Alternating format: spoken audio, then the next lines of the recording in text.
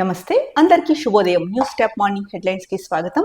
ఆంధ్రప్రదేశ్ దినపత్రికల్లో వచ్చిన ప్రధాన వార్తాంశాలను చూద్దాం. ముందుగా ఆంధ్రజ్యోతిలో వచ్చిన ప్రధాన వార్తాంశం, కశ్మీర్ లో నెత్తుటేర్లు, ఉగ్రవాదుల నరమేధం, పర్యాటకులపై కాల్పులు, 26 మంది కాల్చివేత, 20 మందికి తీవ్ర గాయాలు. మృతుల్లో 2 విదేశీయులు, 2 స్థానికులు. హైదరాబాద్ కు చెందిన మనీష్ రంజన్ మృతి. మినీ స్విట్జర్లాండ్ గా పేరొందిన పహల్గామ్ లోని బైసారాన్లో దారుణ ఘటన. సైనిక దుస్తుల్లో వచ్చి ముష్కరులు పర్యాటకుల పేర్లు అడిగి మరీ కాల్పులు. మైదానం కావడంతో తప్పించుకోవడానికి వీల్లేక తుపాకీ గుళ్లకు బలైన పర్యాటకులు. ఉగ్రదాడి తమ పనేనన్న టీఆర్ఎఫ్. ఇది లష్కర్-ఏ-తోయిబా నుంచి ఉద్భవించిన ఉగ్ర సంస్థ.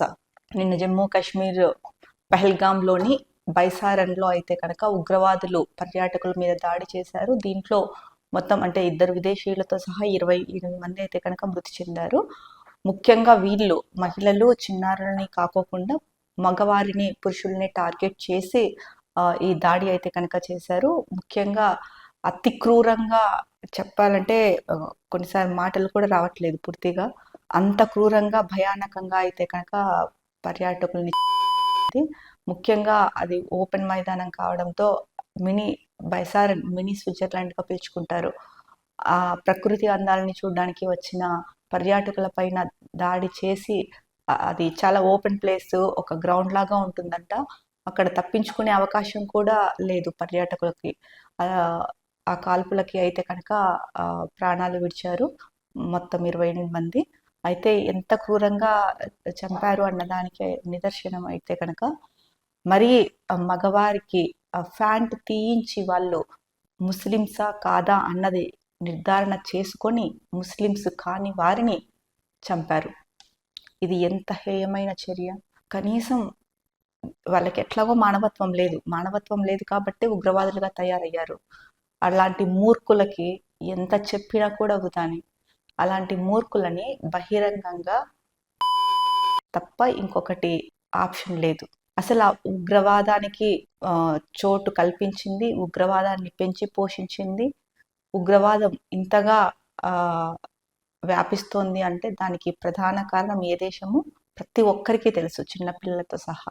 అలాంటి దేశం పైన, అలాంటి దేశం కార్యాలయంగా ఈ ఉగ్రవాదులు ఈ దాడులు చేయడం కానీ, వాళ్ళ ప్రణాళికలు కానీ ఏవైనా రచించుకోవడానికి ఆ దేశం స్థావరమైంది.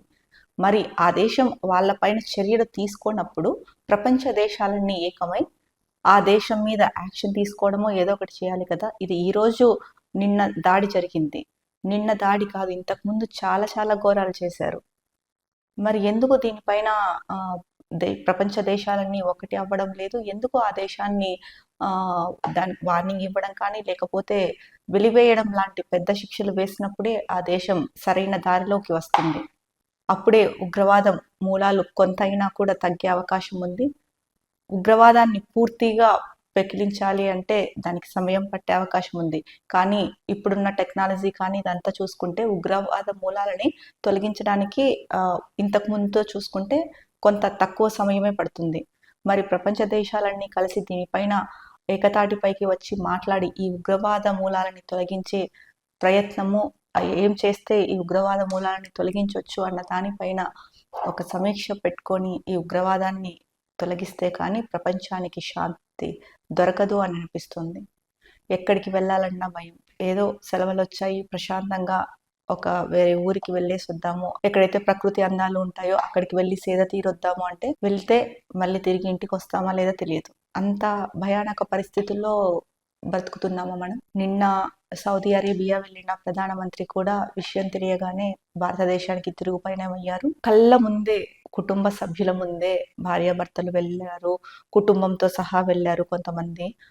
ఆ భార్య పిల్లల ముందే వాళ్ళ భర్తను, తండ్రిని, అది వాళ్ళు పోయి విగత జీవితులు అయ్యారు. వీళ్ళు బ్రతికుండి విగతులుగా మారిన దృశ్యాలైతే కనిపించాయి ఆ ఫోటోల్లో కొన్ని చూస్తే. మరి దీనికి ఎప్పుడు అంతం? ముఖ్యంగా అమర్నాథ్ యాత్రకు భక్తుల సంఖ్య ఎక్కువగా, ఈసారి భక్తులు ఎక్కువగా వెళ్ళే అవకాశం ఉంది, రిజిస్ట్రేషన్లు ఎక్కువగా నమోదయ్యాయి అన్న నేపథ్యంలో దాన్ని కూడా టార్గెట్ చేశారేమో. ఈ నేపథ్యంలోనే ఇక్కడ జమ్మూ కాశ్మీర్లో పహల్గామ్లోని బైసారన్ ఈ దాడికి పాల్పడ్డారు. మరి ఇలాంటి ముష్కరుల్ని ఊరినే వదిలిపెట్టకూడదు. అలాంటి వారిని బహిరంగంగా ఏం చేసినా కూడా తప్పులేదు. ఇక్కడ ఇచ్చారు.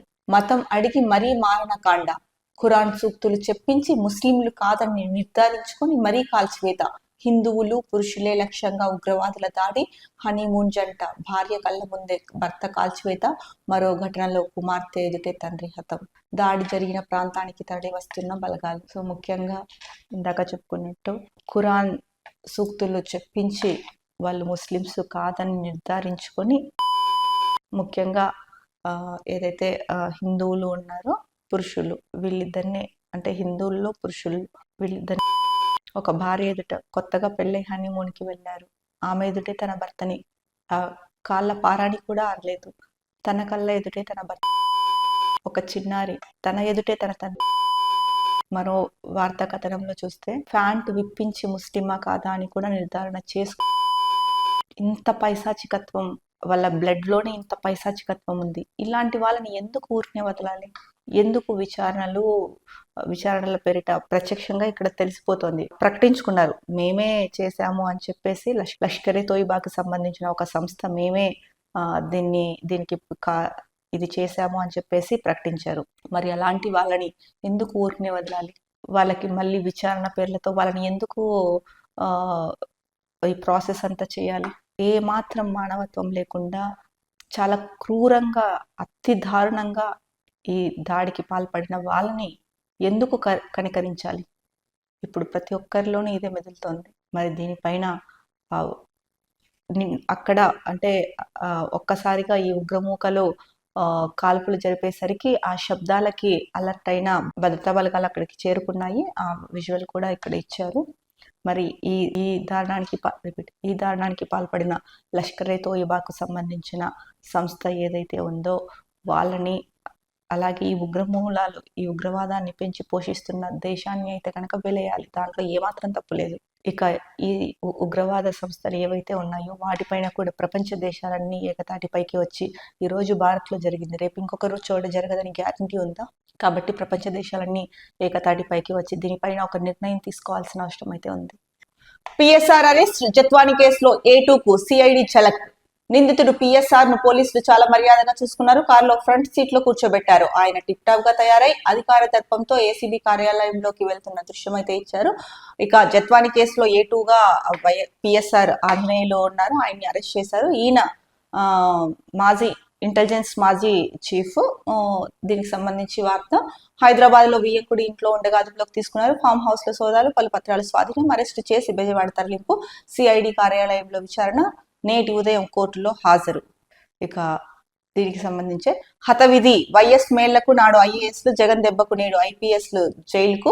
కేసుల్లో మరికొందరు బ్యూరోక్రాట్లు. జత్వాని కేసులో ఏకంగా 3 ఐపీఎస్లు చిక్కుకున్న ప్రయత్నం. ఇక ఐపీఎస్ కాదు వైపీఎస్.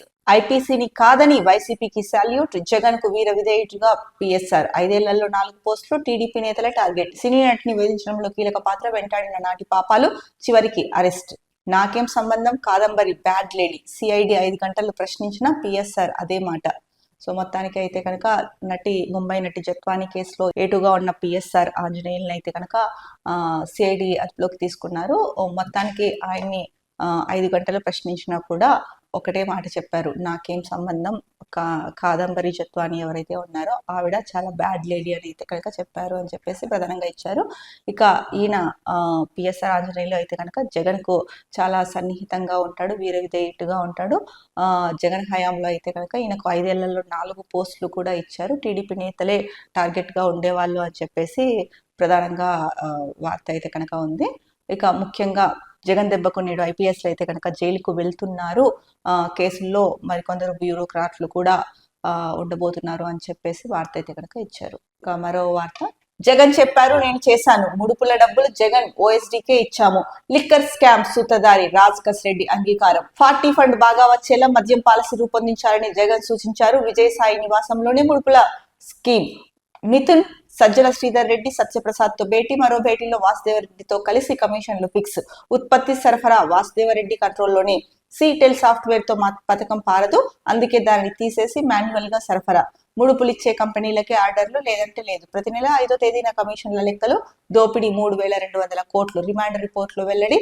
కసిరెడ్డికి రిమాండ్. విజయవాడ జైలుకు తరలింపు. సో కసిరెడ్డిని అదుపులోకి తీసుకున్న పోలీసులు అయితే కనుక నిన్న ఆయనని విచారించడం జరిగింది. మొత్తానికి అయితే కనుక అంటే 40 ఫండ్ బాగా వచ్చేలాగా మద్యం పాలసీని రూపొందించాలని చెప్పేసి జగన్ సూచించడం జరిగింది. ఈ నేపథ్యంలోనే విజయసాయిరెడ్డి నివాసంలోనే ఈ ముడుపుల స్కీమ్ ని అయితే కనుక రూపొందించాము అని చెప్పేసి చెప్పినట్టు ప్రధానంగా వార్త ఇచ్చారు. ఇక లిక్కర్ స్కామ్ కి సూత్రధారి రాజకాస్ రెడ్డి, ఇక ముఖ్యంగా చూసుకుంటే కనుక ముడుపుల డబ్బులు ఈ స్కామ్ లో అయితే కనుక ముడుపుల డబ్బులు జగన్ ఓఎస్డీకే ఇచ్చాము అని చెప్పేసి లిక్కర్ స్కామ్ సూత్రధారి కసిరెడ్డి అయితే కనుక అంగీకారం తెలిపారు అని ఇచ్చారు. మిథున్, సజ్జల శ్రీధర్ రెడ్డి, సత్యప్రసాద్లతో కూడా భేటీ అవడం జరిగింది. ఇక మరో భేటీలో వాసుదేవరెడ్డితో కలిసి కమిషన్లు ఫిక్స్, ఇక మొత్తం ఉత్పత్తి సరఫరా అంతా కూడా వాసుదేవరెడ్డి కంట్రోల్లోనే ఉందని చెప్పేసి ప్రధానంగా కసిరెడ్డి అయితే కనుక చెప్పినట్టు ఇక్కడ తెలుస్తోంది. ఇక ప్రతి నెల 5వ తారీఖున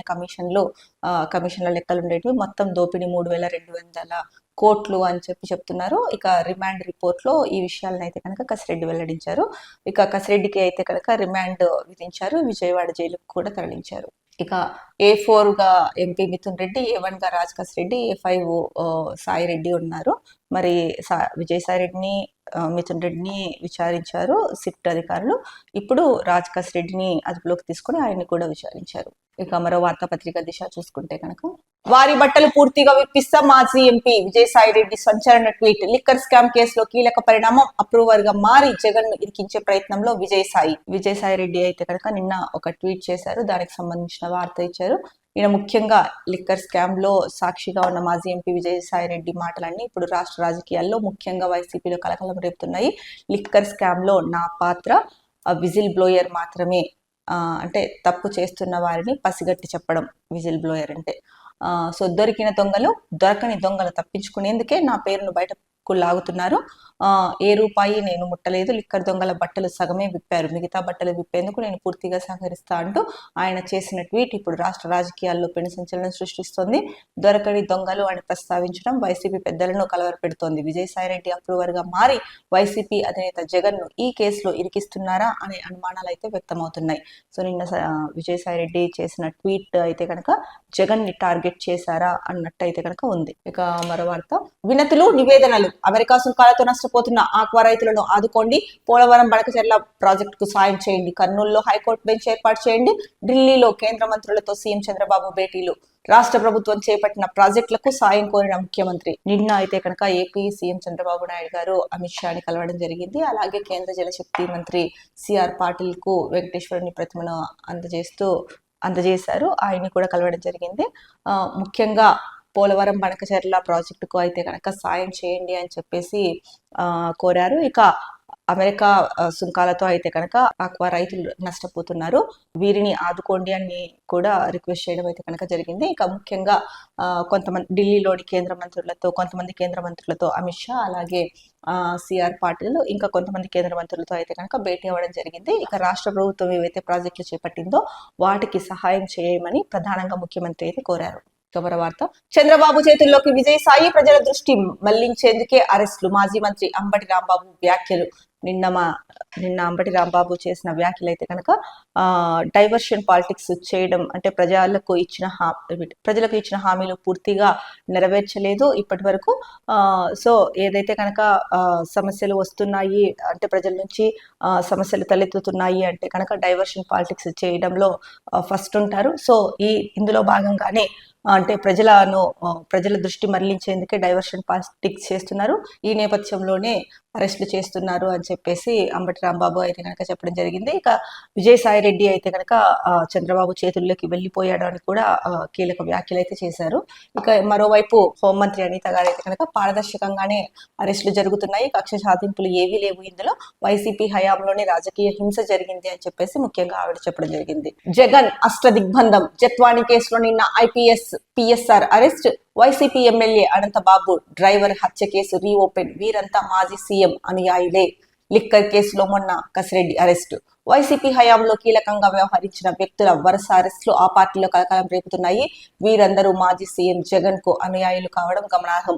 గత ప్రభుత్వంలో వైసీపీకి అనుకూలంగా పనిచేసిన ఐపీఎస్ అధికారులు బిగ్ స్కామ్ లో ఆరోపణలు ఎదుర్కొంటున్న వారు ఒకరి వెంట ఒకరు అరెస్ట్ అయ్యారు. లిక్కర్ స్కామ్ లో సాక్షిగా విచారణకు హాజరైన విజయసాయిరెడ్డి ఈ కేసులో కర్త కర్మ క్రియ రాజ్ కసిరెడ్డి అంటూ సంచలన ప్రకటన చేశారు. రాజ్ కసిరెడ్డిని సోమవారం సాయంత్రం హైదరాబాద్ విమానాశ్రయంలో అరెస్ట్ చేశారు. ముంబై నటి జత్వానీ కేసులో ఇంటెలిజెన్స్ మాజీ చీఫ్ పిఎస్ఆర్ ఆంజనేయులను సిఐడి పోలీసులు హైదరాబాద్ లో అరెస్ట్ చేశారు. మరోవైపు దళిత డ్రైవర్ సుబ్రహ్మణ్యం హత్య కేసులో వైసీపీ ఎమ్మెల్సీ అనంతబాబుకు ఉచ్చు బిగుసుకుంటోంది. ఈ కేసును రీఓపెన్ చేయడంతో కొందరి అరెస్టులు అనివార్యంగా కనిపిస్తున్నాయి.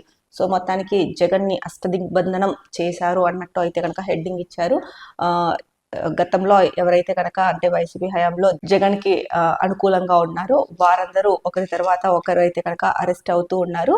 ఇక విజయసాయి రెడ్డి ఏదైతే రాజ్యసభ ఎంపీకి రిజైన్ చేసిన తర్వాత అలాగే వైసీపీకి రిజైన్ చేసిన తర్వాత బయటకు వచ్చిన తర్వాత ఆయన ఒకటే చెప్పారు, ముఖ్యంగా మద్యం స్కామ్ కి సంబంధించి కర్త కర్మ క్రియ అయితే కనుక రాజ్ కసిరెడ్డి అని చెప్పారు. ఇక మీరు ఎప్పుడు పిలిచినా సరే నాకు తెలిసిన విషయాలు చెప్పండి, మీరు ఎప్పుడు పిలిచినా కూడా నేను మీకు నా దగ్గర ఉన్న సమాచారం అయితే ఇస్తాను అని చెప్పారు. ఈ నేపథ్యంలోనే రెండోసారి సిట్ విచారణకు వెళ్ళిన విజయసాయి రెడ్డి అయితే కనుక తనకు తెలిసిన విషయాలు చెప్పడం జరిగింది. అప్పుడు కూడా రాజ్ కసిరెడ్డి పేరే చెప్పారు. అయితే నిన్న ఒక సంచలన ట్వీట్ అయితే చేశారు.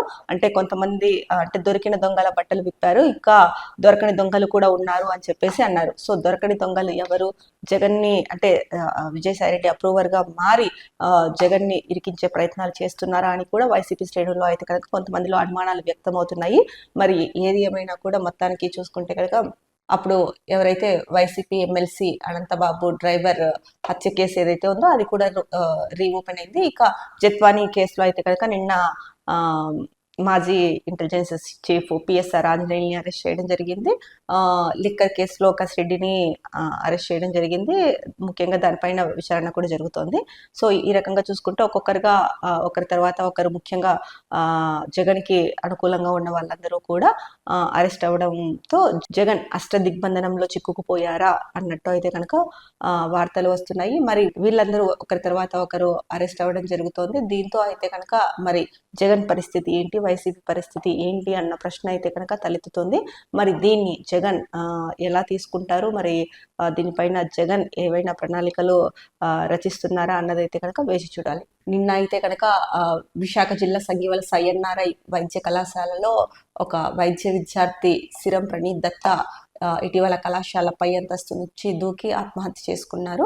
దానికి సంబంధించి ఎన్ఆర్ఐ వైద్య కళాశాల విద్యార్థులు అయితే కనుక తమ తోటి విద్యార్థి ఆత్మకు శాంతి కలగాలి అని చెప్పి క్యాండిల్ ర్యాలీ అయితే కనుక చేశారు. తమ తోటి విద్యార్థికి ఆత్మకు శాంతి కలగాలని కోరుకుంటూ ప్రణీత్ దత్తా అమర్ రహే అని చెప్పి నినాదాలు చెప్తూ శాంతి ర్యాలీ అయితే నిర్వహించారు. ఇక హీరో మహేష్ బాబుకు అయితే ఈడీ నోటీసులు ఇచ్చారు. ఈ నెల 27న విచారణకు రమ్మని చెప్పేసి ఆదేశించారు. ముఖ్యంగా సురణ గ్రూపు అలాగే సూర్య డెవలపర్స్ యాడ్స్ కి ప్రమోషన్ చేశారు మహేష్ బాబు. దీనికి సంబంధించి ఆయన కొంత నగదు రూపంలో కొంత చెక్ రూపంలో అమౌంట్ తీసుకోవడం జరిగింది. దీనిపైన అయితే కనుక ఈడీ విచారణకు రావాలని చెప్పేసి అయితే కనుక చెప్పింది. ఇక మరో ముఖ్యమైన వార్తాపత్రిక ఈనాడు చూసుకుంటే కనుక సివిల్ టాపర్ శక్తి దూబే తొలి 5గురిలో 3 మహిళలే. తెలంగాణకు చెందిన సాయి శివానికి 11వ స్థానం. తెలుగు రాష్ట్రాల్లో ఇదే ఉత్తమ ర్యాంక్. ఏపీ అభ్యర్థి బండా వెంకటేష్ కు 15, మొత్తం 1009 మంది ఎంపిక. తొలి 100 ర్యాంకుల్లో 5, మొత్తం 50 మందికి పైగా విజేతలు మన వాళ్ళే.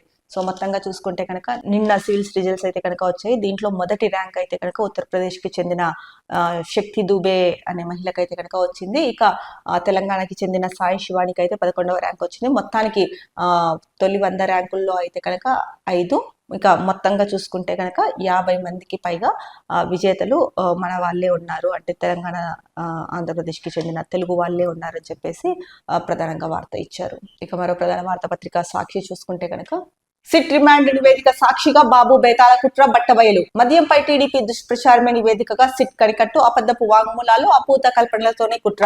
దోపిడీ జరిగినట్టు రాజ్ కేసిరెడ్డి వాంగ్మూలం ఇచ్చారన్న సిట్, కానీ వాంగ్మూలంపై రాజ్ కేసిరెడ్డి సంతకం చేయడానికి నిరాకరించారని సిట్ నివేదిక. అంటే ఆయన పేరిట అబద్ధపు వాంగ్మూలం నమోదు చేసినట్లు వెల్లడి. చంద్రబాబు హయాంలోనే డిస్టిలరీల నుంచి మద్యం కొనుగోళ్లలో అక్రమాలు, 4 డిస్టిలరీల నుంచి 53.21% కొనుగోళ్లని వెల్లడించిన సిట్, కానీ వైఎస్ఆర్సీపీ హయాంలో కుంభకోణం జరిగిన జరిగినట్లు అభియోగం.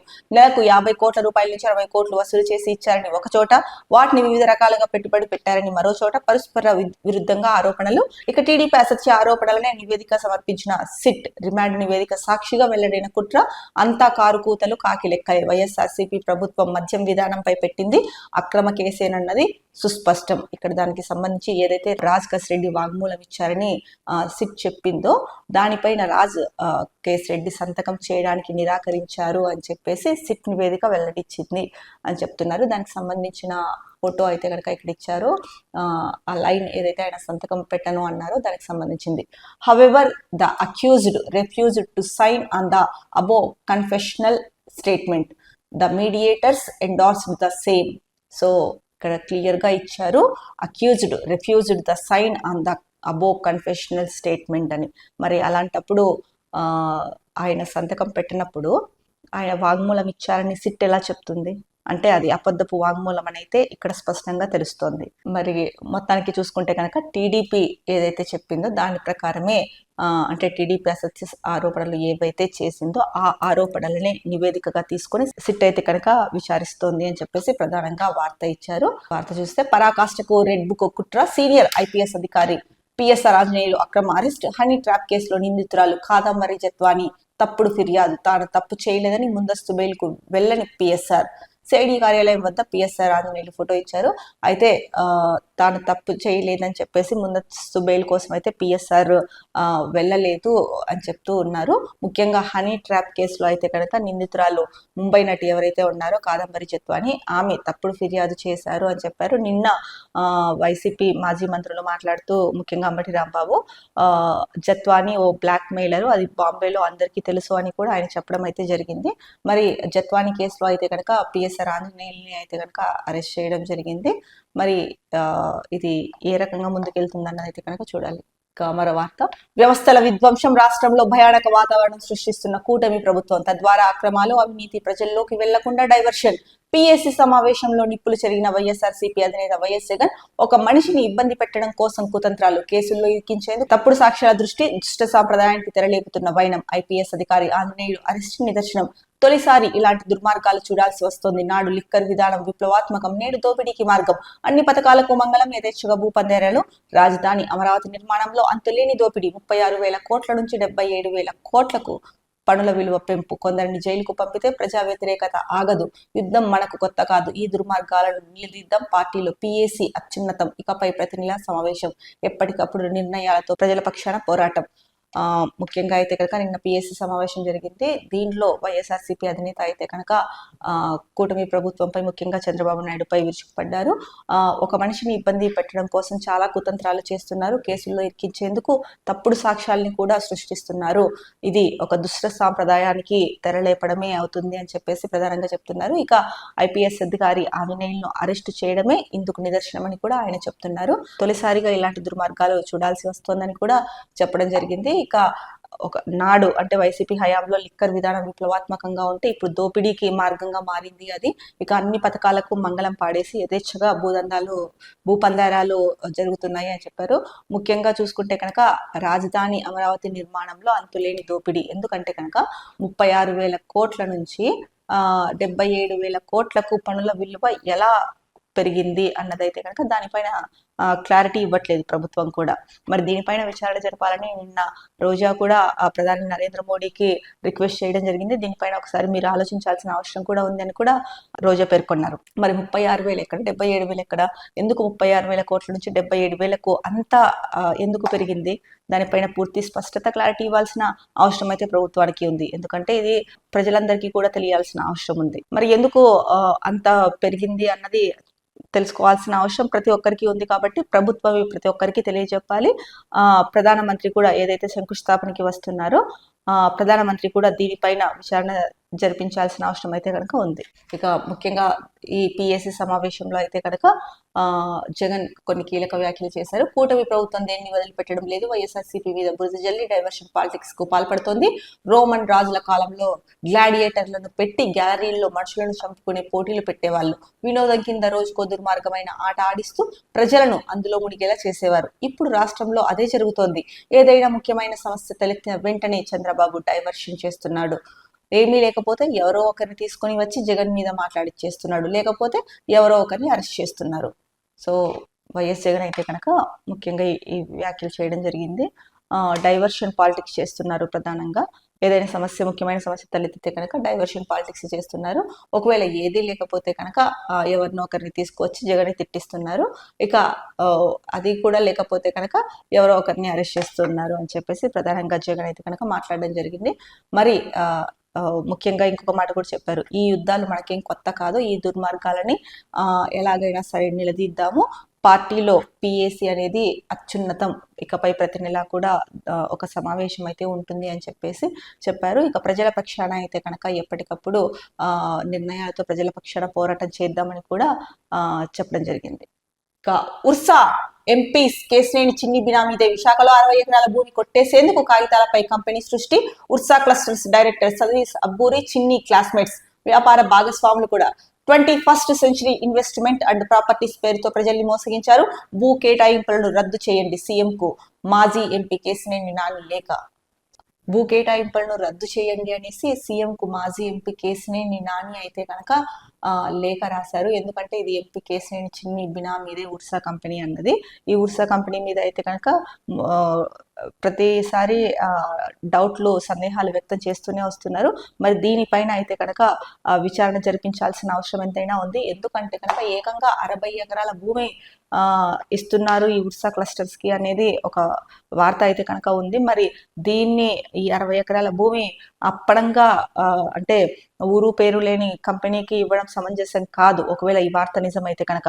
కాబట్టి ఏదైతే కనుక ఇక్కడ వార్త ఉందో, ఈ ఉర్సా కంపెనీ అనేది భూమి కొట్టేయడం కోసమే కాగితాలపై సృష్టించిన కంపెనీ అని, దీనిపైన విచారణ జరిపించాల్సిన అవసరం ఉంది. ఎందుకంటే ప్రభుత్వంలో ఉన్న వాళ్ళే సృష్టించారు అన్నది ఇక్కడ వార్త. ప్రభుత్వంలో ఉన్నవారు సృష్టించినప్పటికీ కూడా దీనిపైన అయితే కనుక డిప్యూటీ సీఎం అయినా సరే దీనిపైన విచారణ జరిపించాల్సిన అవసరం ఎంతైనా ఉంది. ఇవి ఆంధ్రప్రదేశ్ ప్రధాన వార్తాపత్రికల్లో వచ్చిన ముఖ్యమైన వార్తాంశాలు. రేపటి న్యూస్ టాప్ మార్నింగ్ హెడ్లైన్స్ లో మళ్ళీ కలుద్దాం. అంతవరకు సెలవు, నమస్కారం. Be happy, stay strong, stay healthy.